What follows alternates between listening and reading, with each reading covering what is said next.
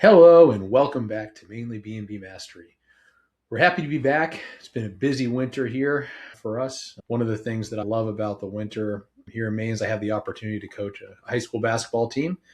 It's a volunteer thing I enjoy doing it every season, but it definitely takes a lot of my free time that I would normally be dedicating to side gigs like this. So my focus has really been on my family, managing our properties, and making sure that they're performing at top level, and then the basketball. So my apologies that we've been a little delayed on some of these videos. We're going to get back to being more regularly now that the season is over.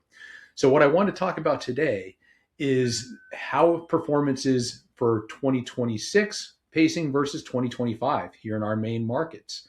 There's been good snow this winter for the recreational markets in Maine. And I wanted to just do a little bit of comparison of where things are at this point versus the previous year.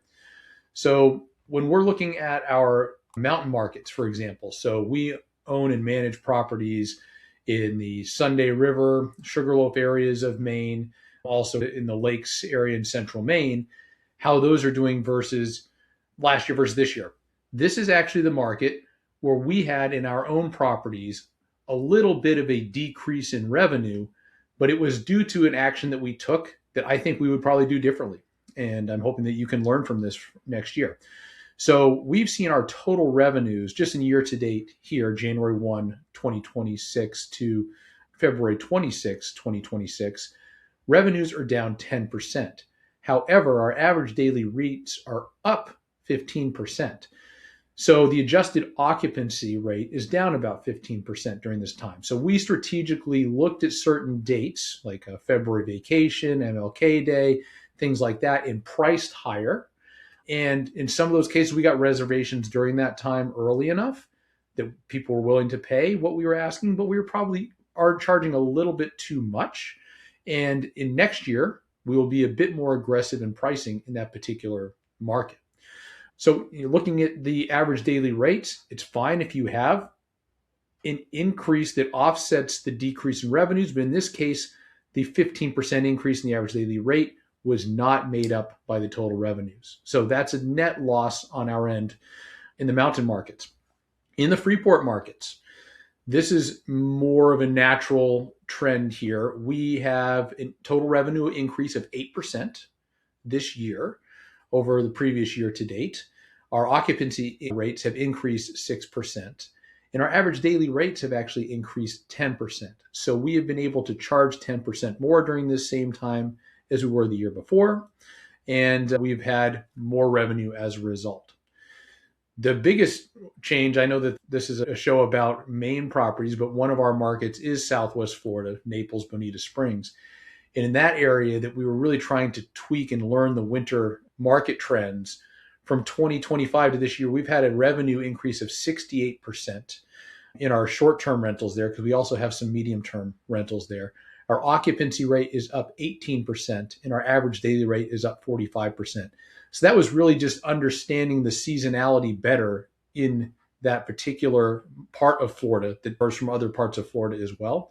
But that's something that we're excited about in our business, because that is a part of the country where the market in general has taken a real downward trend in average daily rates and all of that. But Maine, things are looking very solid for this year.